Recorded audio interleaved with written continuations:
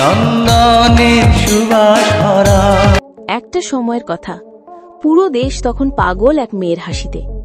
পর্দায় সে আসলেই যেন আলো ছড়িয়ে দিত। হ্যাঁ, বলছি শাবনূরের কথা। কিন্তু জানো কি, তার জীবনের কিছু অংশ এতটাই রহস্যে ঢাকা যে অনেক ভক্ত আজও জানে না।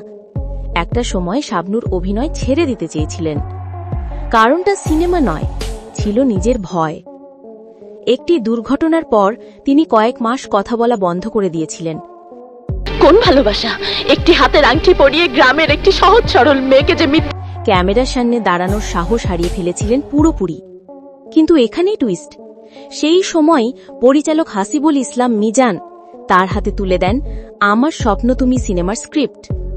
আর সেই চরিত্রটাই তাকে ফিরিয়ে আনে সিনেমার রাজত্বে। আরেকটা কথা, শাবনূর কখনো নিজের নামে কোনো ফ্যান ক্লাব খোলেননি, বরং ভক্তদের বানানো ক্লাবগুলোর পেছনে গোপনে অর্থ সাহায্য করতেন, কেউ যেন জানতেও না পারে। তার প্রিয় কাজ, রাত জেগে পুরনো হিন্দি সংলাপ লিখে নিজের ডায়েরিতে অনুবাদ করা। আজও সেই ডায়েরি কেউ দেখেনি।